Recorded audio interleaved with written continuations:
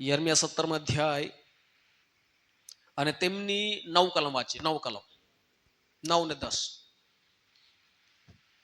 હૃદય સૌથી કપટી છે, હૃદય સૌથી કપટી છે, તે અતિશય ભૂંડું છે, અતિશય ભૂંડું છે. તેને કોણ જાણી શકે? હા, કોણ ભૂંડું છે? કોણ ભૂંડું છે? કોનું હૃદય? બાજુવાળી. મારું તો ચોખ્ખું છે, આ બાજુવાળાનું એવું છે. અહીંયા ભવિષ્યવાણી યર્મિયા દ્વારા પ્રભુ કહે છે હૃદય સૌથી કપટી છે, સૌથી ભૂંડું છે. કોણ પારખી શકે? હા, આગળ. હું યહોવા મનમાં શું છે તે શોધી કાઢું છું. તું શોધી કાઢું છું. હું અંતઃકરણને પારખું છું. અંતકરણને પારખું છું. વચન કહી છે, પ્રભુ કહી છે, હું મનને બી જાણું છું, અંતકરણને બી પારખું છું, અને આ સગળા બાબતોને હું સમજું છું, જાણું છું. અને આગળ કે હું દરેકને તેના આચરણ તથા તેની કરણીઓ પ્રમાણે બદલો આપું.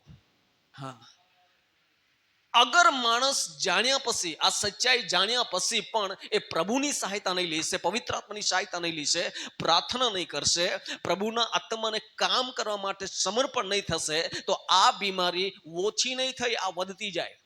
આપણને બધાને જ ખબર છે. તો સેમ બીમારીની બી સમસ્યા આવી છે. અગર બીમારીને સહી ટાઈમે એનો ઈલાજ ન થાય તો એ ઘટશે ને એ વધશે.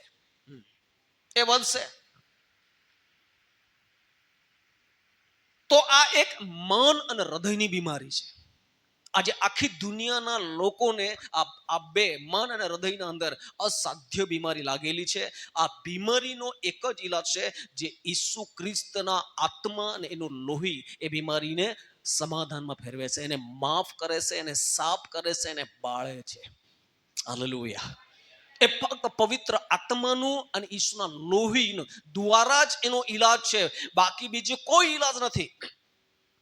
આજે દુનિયાના અંદર આ રોગને મટાડવાને માટે કઈ કેટલા સત્સંગો રાખવામાં આવે છે, કઈ કેટલા સંમેલનો ભરવામાં આવે છે, કઈ કેટલા શિબિરો ભરવામાં આવે છે, અને ત્યાં સમજાવવામાં આવે છે, તમે આમ ના કરો, તમે આમ ના કરો, તમે આમ કરશો તો એમ થશે, ને આમ કરશો તો સફળ થશો. આ એક નોલેજ છે, એક માર્ગદર્શન છે, એક સાંભળવામાં સારું લાગે છે, બહુ ઉત્તમ ભોત આપીએ એમ પણ આપણને લાગશે, પરંતુ આ સાધ્ય બીમારીના ભાગ પર જ્યાં સુધી સમાધાન કરનારો, છુટકારો આપનારો, બાળનારો, શુદ્ધ કરનારો સામગ્રી ત્યાં ના પહોંચે, એ ચીજ ત્યાં ના પહોંચે, ત્યાં સુધી ધોવાતું નથી ને સળગતું નથી.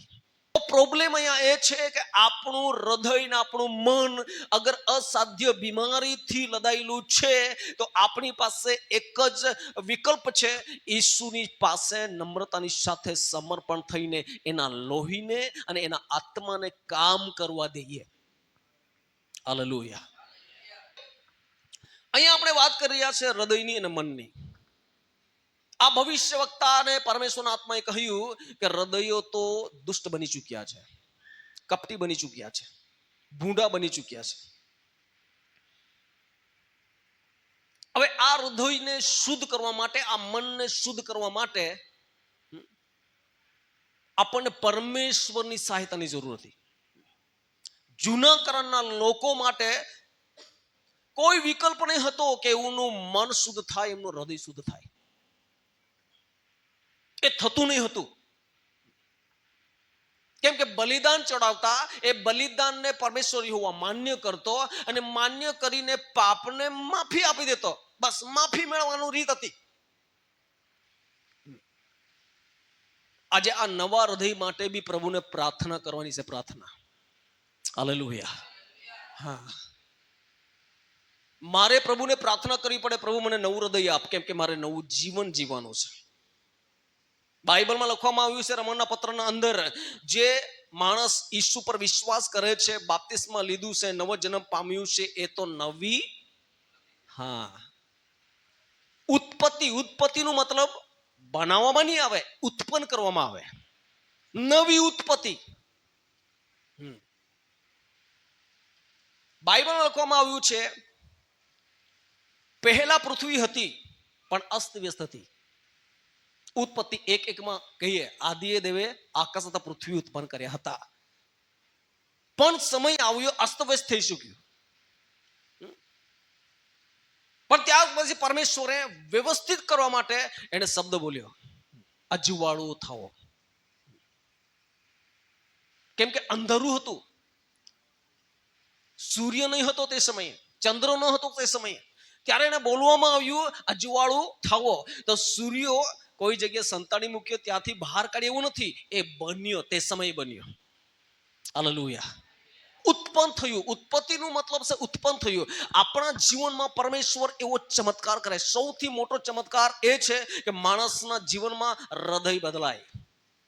બાઇબલમાં એક જ આનંદની વાત લખવામાં આવી છે, એક પાપી પસ્તાવો કરે છે, માફી મેળવીને નવું જીવન મેળવે છે, ત્યારે આખું સ્વર્ગ અને સ્વર્ગદૂતો શું કરે છે? આનંદ કરે છે. આ એક બાબતમાં સ્વર્ગ આનંદ કરે છે, બાકી બીજી બાબતમાં સ્વર્ગ આટલું આનંદિત થતું નથી.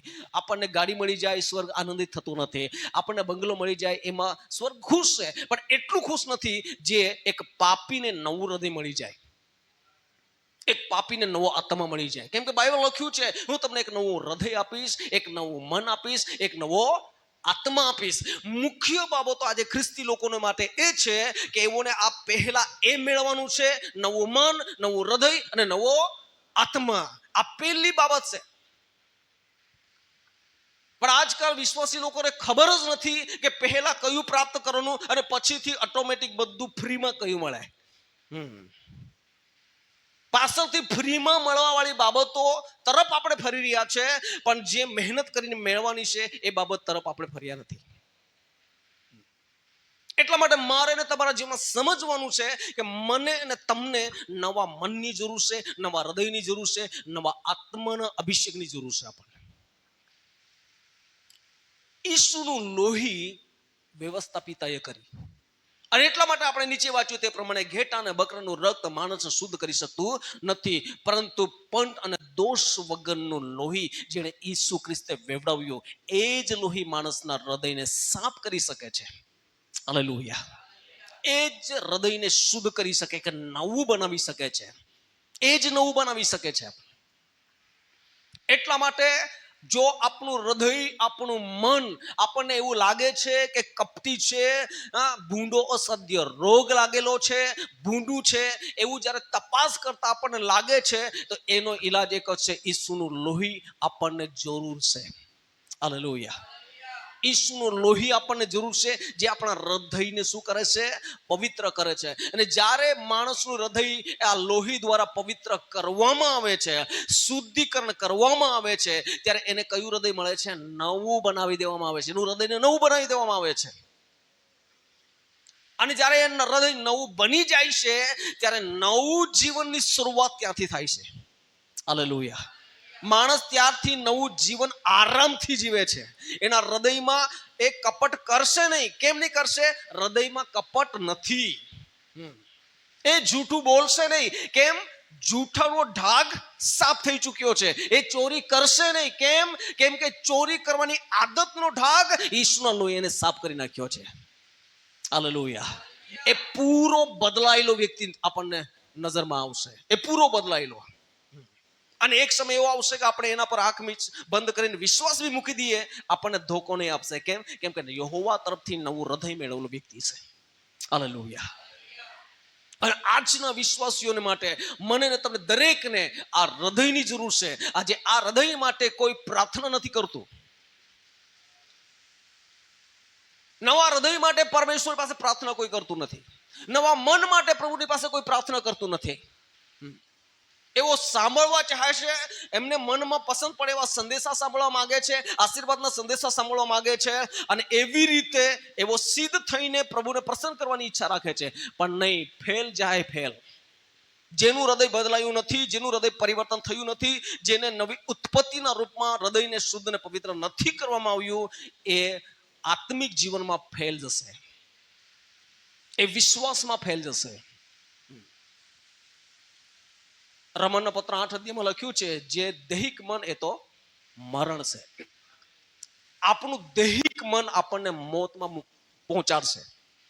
એટલા માટે આપણા મનની બી શુદ્ધિકરણ, મનની બી પવિત્રીકરણ કરવા માટે ઈસુના લોહીને વારંવાર આપણા જીવનમાં પોકારતા રહેવાનું છે. હે પ્રભુ, મને શુદ્ધ કર, હું શુદ્ધ થવા ચાહું છું. મને પવિત્ર કર, હું પવિત્ર થવા માંગુ છું. અને આજે પ્રભુ પર વિશ્વાસ કરનારા લોકોની આ પ્રાર્થના પહેલી પ્રાર્થના હોવી જોઈએ. સવાર સાંજ જ્યારે તમે પ્રાર્થના કરો, પ્રભુને એક કહો, પ્રભુ દિવસભર મારાથી જાણ્યા અજાણતા જે બી ભૂલ પાપો થયા છે મને માફ કરો. માફ કરો એટલું જ નહીં, મને સાફ કરો, મને શુદ્ધ કરો. હે ઈસુનો લોહી મારા પર આવો, મારા હૃદયને પવિત્ર બનાવો. આપણી સવાર ને સાંજની પ્રાર્થનામાં પહેલા શુદ્ધિકરણની પ્રાર્થના હોવી જોઈએ. જેઓ અતિ પવિત્ર સ્થાનના મુલાકાત મંડપમાં મુલાકાત કરવા જતા, તેઓ આંગણમાં હતા, તેઓની પહેલી પ્રાર્થના એ હતી કે પ્રભુ અમારા પાપને માફ કરે. પહેલા આંગણમાં જે બી ઇઝરાયલ સમાજ હતો એના માટે પહેલા બલિદાન કાપવામાં આવતું, એનું લોહી લઈને એ લોકો પર છાંટવામાં આવતું, ત્યારે એવો આંગણમાંથી પવિત્ર જગ્યા પર આવી શકતા હતા. એ આપણી રોજની પ્રાર્થના હોવી જોઈએ, હે પ્રભુ મને માફ કર. એકવાર પ્રભુનો સેવક આંતરરાષ્ટ્રીય વક્તા હતો, પીપળ કુવાનો અંદર આવ્યો હતો. પ્રચાર કરતા એમને કહ્યું, હું મારી સેવકાઈના અંદર વધારેમાં વધારે ધ્યાન આપું છું તો એ મારા હૃદયની, મારા મનની. અને એને કહ્યું, હું દર 3 મિનિટે મનમાં પ્રભુને કહું, પ્રભુ કઈ ભૂલ થઈ મને માફ કરી સાફ કરજે. દર 3 મિનિટે હું માફી માંગતો રહું છું અને એનું લોહી મને શુદ્ધ કરતું રહે છે. આજે ઘણીવાર આપણા જીવનનો પાપ આપણે કરી નાખીએ છીએ, પણ આપણે પાપને ભૂલી જઈએ કે આપણે પાપ કર્યું હતું. આપણે ભૂલી જઈએ, અને ભૂલી જઈએ એનો મતલબ એ નથી કે આપણે નિર્દોષ થઈ ગયા, નહીં. કેમ કે પાપ જ્યારે આપણે કરીએ છીએ ત્યારે પાપનો ઢાગ હૃદયને લાગે છે, એનું અસર હૃદયની અંદર થાય છે. બાઇબલમાં લખવામાં આવ્યું છે, ઘણાઓના હૃદયો ડમાયેલા છે. ડમાયેલા એટલે ડામવાળા.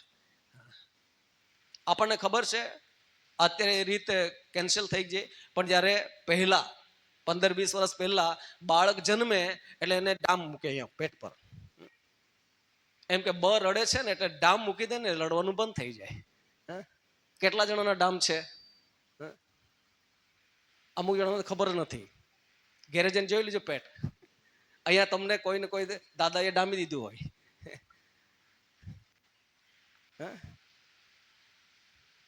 હવે એ ઢાગ ખરો ને, ડામનો ઢાગ, કાં તો કઈ સળગી ગયું હોય, કોઈ ધાજી ગયું હોય, એનો ઢાગ જિંદગીમાં નહીં જાય.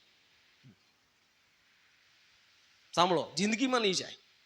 તમારું જે ડામ મૂક્યો છે ને એ નાના હતા ત્યારે નાનો હતો, જેમ જેમ તમે મોટા થતા જતા હશે તેમ એનું મોટાઈ વધતી જાય છે, પણ એ સાફ થતો. તો ડમાયેલા હૃદયોની હાલત એ પ્રકારે છે. જો ડમાઈ ગયું, જિંદગીભર એ ઢાગ રહી છે. પણ યાદ રાખો, ખુશીની વાત એ છે, ઈસુનું લોહી એ ઢાગને બી સાફ કરે છે. હાલેલુયા. આપણા આ ડામનો ડાઘ કદાચ દુનિયામાં ડોક્ટર ની સાફ કરી શકે, પરંતુ આપણા હૃદયમાં જે ડાઘ છે એ પરમેશ્વરનો સામર્થ, એની આગ અને ઈસુનું લોહી એને સાફ કરી શકે છે. તો યાદ રાખવાનું, અગર આપણું હૃદય ડમાઈ ચૂક્યું હોય તો બી પ્રાર્થના કરો, હે પ્રભુ આ ડમાયેલા ઢાગ પણ તું લૂછ. અગર તમે ડમાયેલો ઢાગ લૂછવા માટે આગ્રહભરી પ્રાર્થના નહીં કરો અને ડમાયેલું રહેશે તો આ જિંદગીભર એ ઢાગ રહેશે. એને ડમાયેલો ઢાગ આપણને નર્ક સુધી પહોંચાડશે. આપણા હૃદયનું સંભાળવાનું છે. એટલા માટે નીતિ વચનમાં સુલેમાન કહે છે, તારા હૃદયની સંભાળ રાખ. કેમ સંભાળ રાખ? કેમ કે જીવનનો ઉદ્ભવ આ હૃદયમાંથી છે. હાલેલુયા. એટલા માટે આ હૃદયને શુદ્ધ કરવાનું, આ હૃદયને પવિત્ર બનાવવાનું, આ હૃદયને સાફ સુફી કરાવતા રહેવાનું બહુ જરૂરી છે. આજના સમયના અંદર દૈહિક રીતે જોઈએ તો લોકોને ડર એ છે ક્યારે એટેક આવી જાય એનો ડર છે. બાકીની બીમારી બધી થોડી થોડી સિગ્નલ આપીને આવે, પણ આ એટેક થોડુંક સિગ્નલ આપે ને તરત જ ખતમ કરી નાખે. ખુરશીમાં બેઠો હતો ત્યાં જ એવું બી મેં સાંભળ્યું છે. બેઠા બેઠા વાત કરતા કરતા પડી ગયા, ચાલતા ચાલતા પડી ગયા. તો આ હૃદયનો જે હુમલો છે એ બહુ ખતરનાક હુમલો છે. એટલા માટે આ ડમાયેલું હૃદય, અશુદ્ધ હૃદય, ભૂંડું હૃદય, આ બી બહુ ખતરનાક છે. એ ક્યારે ખુદ પડે અને ક્યારે બીજા કોઈને પાડી નાખે, કોઈ ગેરંટી નહીં. એવા હૃદયવાળા વ્યક્તિઓ ખુદ તો પડેલા હોય પણ બીજાને બી બીજાને પણ પાડવામાં માહિર હોય. વિશ્વાસી લોકોને પાડવામાં બી માહિર હોય. જો પ્રાર્થના એવો નહીં કરતા હોય, એની સામે પ્રતિકાર શક્તિ એમાં જીવનમાં ન હોય, તો એઓને બી પાડી નાખશે એ લોકો. એવા પ્રલોભનમાં, એવા પાપોમાં, એવા વિચારોમાં એવા હૃદયવાળા વ્યક્તિઓ વિશ્વાસી લોકોને બી પાડવા માટે સક્ષમ હોય છે. એટલા માટે આ પહેલી બાબત આપણે શીખી રહ્યા છે, આપણા હૃદય અને મનની સંભાળ રાખવાની છે. અગર આપણા હૃદયમાં અને મનમાં અસાધ્ય રોગ છે તો શોધી કાઢો. બાઇબલ વાંચતા વાંચતા શોધી કાઢો. જે સાહેબે તમને વચન બતાવ્યું, ગલતી 5:19 વાંચો. અત્યારે નહીં વાંચવા, કેવું ઘરે જઈને વાંચજો. અને વાંચવાનું છે, દેહના કામ તો ખુલ્લા છે. એટલે પહેલો પાપ કયો છે? હા, તો એ વાંચીને પછી આપણું સોનોગ્રાફી કરવાનું. ભાઈ આ મારામાં છે કે કેમ? આપણો રિપોર્ટ કરવાનો, આ મારા મનમાં છે કે કેમ? આ મારા હૃદયમાં છે કે કેમ? અગર નથી, પ્રભુને કહો, પ્રભુ ધન્યવાદ, એ નથી, એને ચોકડી મારો. પછી બીજો વાંચ્યો. બીજો કયો છે? અપવિત્રતા. પછી જુઓ, મારું મન અપવિત્ર તો નથી, મારું હૃદય અપવિત્ર તો નથી. અગર અપવિત્ર છે, પ્રભુને કહે, પ્રભુ મને પવિત્ર બનાવ, કેમ કે હું અપવિત્ર છું અને આ અપવિત્ર અસાધ્ય રોગ છે, એ મને નર્કમાં લઈ જાય. પ્રભુ મને માફ કર ને મને સાફ કર. એક એક પાપને વાંચો અને પછી પોતાના જીવનને તપાસો, બીજાને નહીં. પ્રભુ આ લોભનો પાપ મારામાં નથી, પણ મારા બાજુમાં બેસે છે એનામાં છે. એની તપાસવાનું. ભાઈ તારામાં શું છે એ તપાસ, એનામાં શું છે એ તપાસ છે. હાલેલુયા. અને પ્રાર્થના એ કરવાની, પ્રભુ તારું લોહી મને શુદ્ધ કરે. હાલેલુયા. હું તમને ગેરંટી આપું છું, ઈસુનું લોહી એટલા માટે જ વેવડાવવામાં આવ્યું છે, જેમાં આપણે અહીંયા હિબ્રુમાં વાંચ્યું, એ આપણા હૃદયોને શુદ્ધ કરવા માટે તો વેવડાવવામાં આવ્યું છે. આપણને પૂરા પવિત્ર કરવા માટે તો વેવડાવવામાં આવ્યું છે. એ લોહી તો રાહ જોઈ રહ્યું છે, કોણ પોકાર કરે એના હૃદયમાં હું જાઉં. આ હૃદયને સાફ કરવાની પરમેશ્વરની યોજના. હાલેલુયા. તો આજે આપણે સમજી ચૂક્યા છે કે આપણા હૃદય અને આપણું મન આપણે ખુદ તપાસવાનું છે. કોઈ માણસ બાણું નહીં કાઢી શકે કે હે પ્રભુ તે વ્યવસ્થા નહીં કરી હતી એટલે મારું હૃદય તો જૂનું જ છે. નહીં, વ્યવસ્થા કરી છે, વ્યવસ્થા કરી છે. કોઈ માણસ બાણું નહીં કાઢી શકે કે પ્રભુ મારાથી પવિત્ર નહીં થવાયું. કેમ નહીં પવિત્ર થવાયું? કેમ કે જે રીત પ્રભુએ આપી એ રીત અપનાવી નહીં. સમર્પણ થવાનું છે. બસ પ્રભુને કહેવાનું છે, મારા જીવનમાં કામ કર, આટલું જ કહેવાનું છે, સમર્પણની સાથે. પણ આજે માણસ પ્રભુ પર વિશ્વાસ કરે છે, આ સચ્ચાઈ જાણે છે, પણ તો છતાં બી દુનિયા જીવન જીવે છે. દુનિયાની મોજ મજાના અંદર, દુનિયાની એસ આરામની જિંદગીને પસંદ કરે છે. અને એ પસંદગીને માટે એનું મન દુનિયામાં લાગેલું હોય, એનું હૃદય દુનિયામાં લાગેલું હોય. રવિવારે ચર્ચમાં આવે, બાકીના 6 દિવસો દુનિયામાં લાગેલા હોય. એનું મન દુનિયામાં, એનું હૃદય દુનિયામાં. અરે જે હૃદયમાંથી જીવન ઉત્પન્ન થવાનું છે, એ હૃદયને દુનિયા સાથે લગાડી દીધું છે. માટે જીવન નહીં ઉત્પન્ન થાય, ત્યાં મરણ ઉત્પન્ન થાય. મરણ,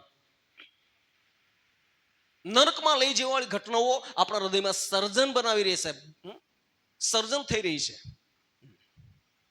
એટલા માટે આપણે યર્મિયા પ્રવચનના પુસ્તકમાં વાંચ્યું, દરેકના આચરણ પ્રમાણે પ્રભુ કહે છે, હું એને બદલો આપું. એટલા માટે હું તપાસ કરું છું, કોનું દુષ્ટ છે, કોનું ભૂંડું છે, કોનું કપટી છે.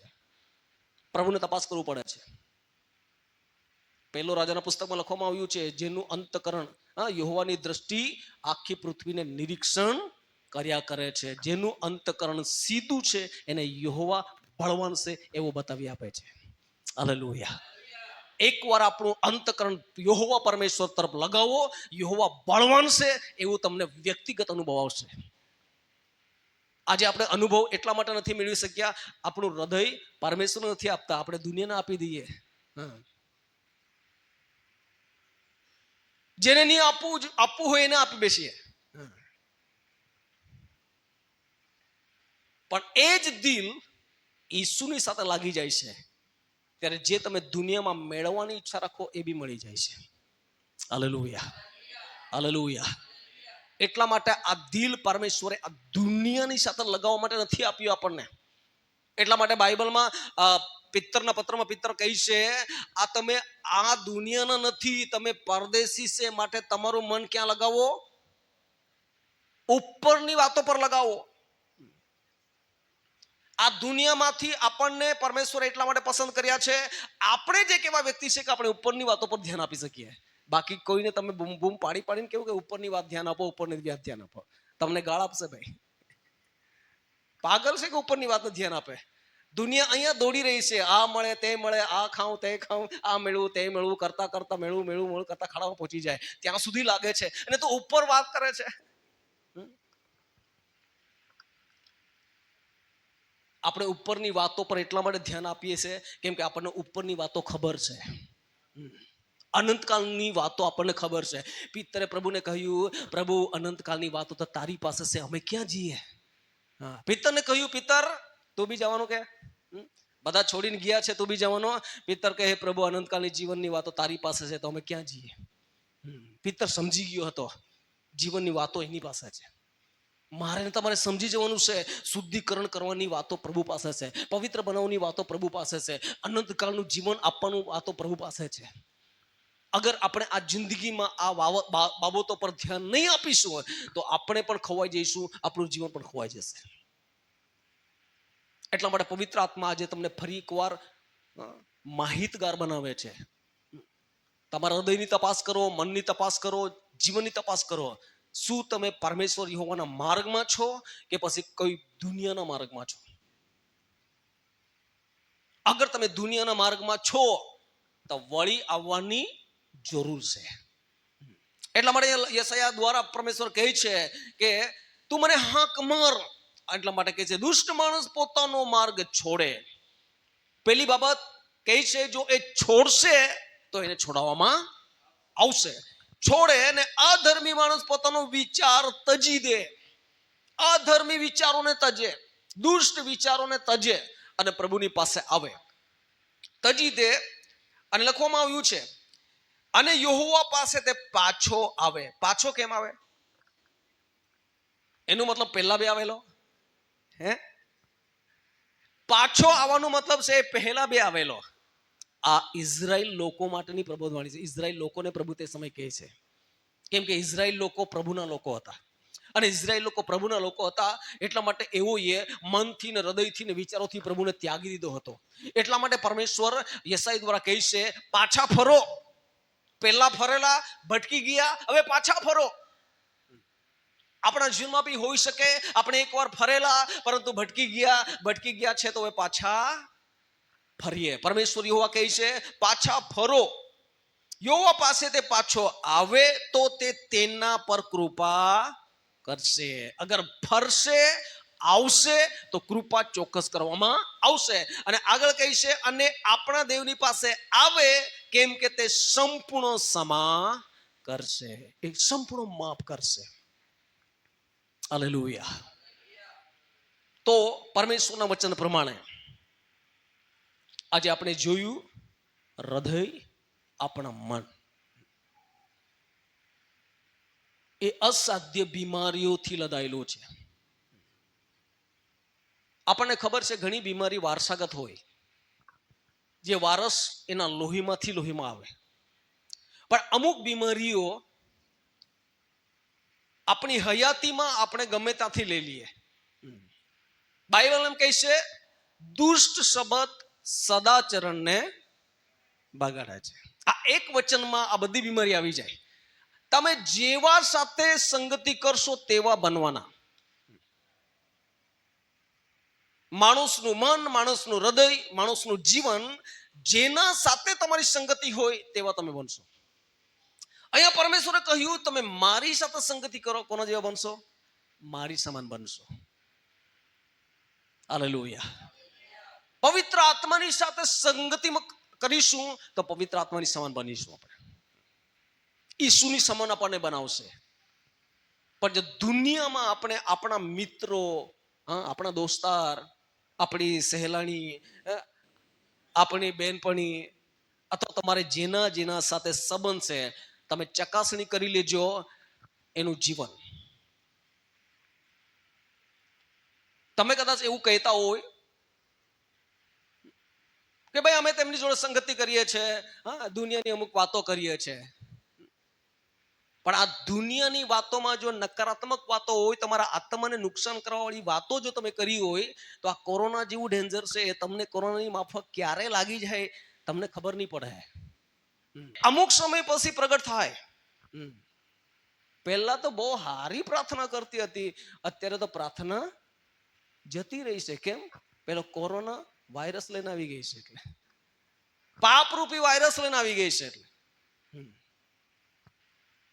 એ અસર તમારા જીવનમાં તમને અહેસાસ થશે. આજે બી તમે તમારી જાતને એવી રીતે પારખો, જો તમારું આત્મિક જીવન આત્મિક વ્યક્તિઓ સાથે સંગતિમાં તમે કાયમ રહેશો તો દિન પ્રતિદિન વધશે.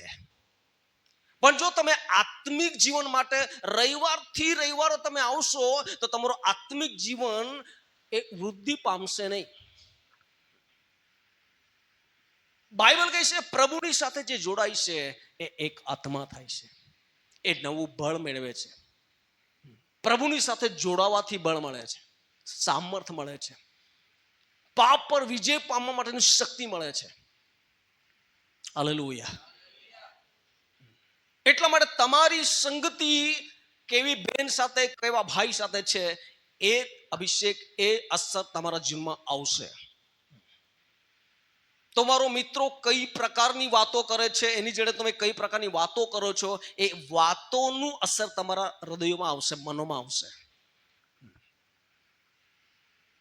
એક નિયમ છે, ઘણા વિશ્વાસી લોકો એવી ગલત સંગતિના માં પડેલા લોકો સાથે સંગતિ કરે છે. ભલે તમે નથી ગલત, પણ ગલત કામ કરવાવાળાના જીવનો સાથે તમે સંગતિ કરો છો, એમાં હાના કરીને એ જ આત્મા તમારા જીવનમાં એન્ટર કરે છે અને તમને આત્મામાં નિષ્ક્રિય કરી નાખે, તમારા પ્રાર્થનાનું જીવન નિષ્ક્રિય કરી નાખે. એ ચોરી કરી લે આપણી પાસેથી. કેમ કે બાઇબલમાં લખવામાં આવ્યું છે, ઊંઘતા હતા તેટલામાં વેરીએ શું કર્યું? કડવા દાણા. ઘણી વાર તમે ઊંઘો, ઊંઘનું મતલબ શું છે? સાવધાન નહીં રહે. કોની જોડે વાત કરવી, કોની જોડે નહીં વાત કરવી, કોની જોડે કામ પૂરતું વાત કરવું, કોની જોડે ચર્ચામાં ઉતરવું. એ જો તમે પારખતા ના આવડતું હોય અને તમે જેની જોડે ચર્ચામાં ન ઉતરવું જોઈએ ત્યાં ચર્ચામાં ઉતરી ગયા હોય, અને જેની જોડે ચર્ચામાં ઉતરવું જોઈતું જે વિષય પર, એના પર તમે નથી ઉતર્યા. આ ઊંઘ છે એ આપણે બેદરકારી છે. ગમે તા ગમે તા ના, ગમે તા બોલવું, ગમે તે બોલી દેવાનું. આ બેદરકાર એ ઊંઘ બતાવે છે, આત્મિક ઊંઘ બતાવે છે. અને આ આત્મિક ઊંઘના અંદર શું વાવણી કરીને નાહી જાય? કડવા દાણા. અને કડવા દાણા વાવણી થઈ ગઈ, ત્યાં ક્યારે ખબર પડી કે કડવા દાણા છે? ફળ આવ્યું, ફળ. અને ફળ તો 3 થી 4 મહિના લાગે. આજે 90 દિવસ વાળું ભાત હોય તો 90 દિવસ પછી આપણને ખબર પડે કે ભાઈ આ 90 દિવસ વાળું છે.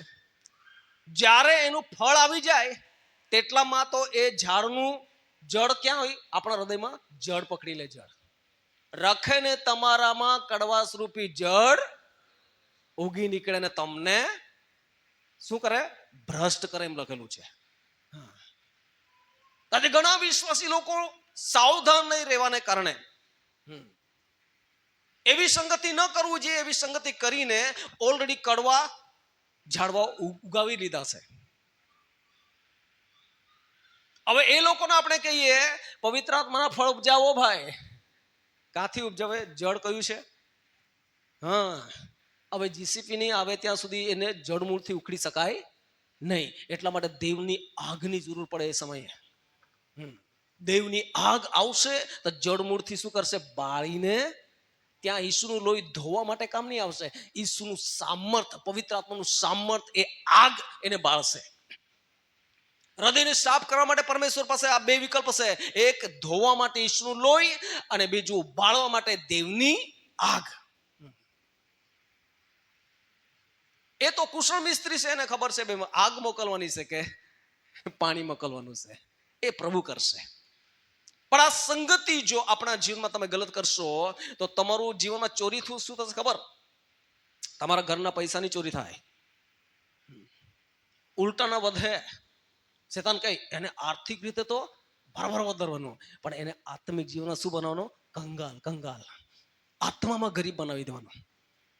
અને શેતાન એવી રીતે ગલત સંગતિઓ તમે કરશો તો તમારા જીવનમાંથી આત્મિકતા છે એને શું કરશે? ડિસ્ચાર્જ કરી નાખશે, એનું ચાર્જ ઘટાડી નાખશે. એ ચાર્જ ઓછું થઈ જશે. તમારી પ્રાર્થનાનું જીવન હતું, પ્રાર્થના ગાયબ. શું ચોરી કરી લીધું? પ્રાર્થના. સંગતિ ગાયબ, રવિવારથી રવિવાર તમારી સંગતિનું જીવન ગાયબ, પ્રાર્થનાનું જીવન ગાયબ. બાઇબલ વાંચતા હતા, હવે મન લાગતું એ બી ગાયબ. આરાધના ગાયબ. રવિવારે આવે, શાંતિથી બેસે, ધન્યવાદ પ્રભુ ધન્યવાદ. હા, એ તો ખાલી કરવા માટે કરવું પડે કે નહીં? અહીંયા બધા કરતા હશે એટલે મને બી કરવું પડે. હાથ ઊંચા કરો, સેવક ઊંચા કરો એમ કે એટલે બધા ઊંચો કર્યો. હા, 1 મિનિટ થાય તો આટલું આવી જાય, બીજી 1 મિનિટ થાય તો આટલું આવી જાય, ત્રીજી મિનિટમાં ટાળી પર આવી જાય, ચોથી મિનિટમાં નીચે જતું રહે, 5 મિનિટમાં ખુરશી પર બેસી જાય. આરાધના કેટલી થાય? અડધો કલાક. અને પેલાનું બેસવાનું કેટલું થઈ ગયું? 5 મિનિટમાં હાથ ઊંચેથી સીધો એ બી બેસી જાય. આ શું ચોરી કરી? પ્રાર્થના ચોરી, આરાધના ચોરી, આત્મિક જીવનની ચોરી. બસ શેતાનને એટલું જોઈએ તમારા આત્મિક જીવનમાંથી જે વાના અહીંથી આપવામાં આવે ચોરી થઈ જવું જોઈએ બસ. બાકી તમારી સાથે કોઈ બદતમીજી નહીં કરે. શેતાનને એટલું જ ખબર છે, પ્રભુ ઈસુ ખ્રિસ્તે કહ્યું છે જો તમે પ્રાર્થના નહીં કરશો પરીક્ષણમાં પડવાના. એટલે શેતાનને ખબર છે, ઈસુએ કહ્યું પ્રાર્થના કરો, અને શેતાને કહ્યું હું કહું છું પ્રાર્થના ન કરો. અને પ્રાર્થના તમે નહીં કરો એટલે મારું રાજ્ય તમારામાં.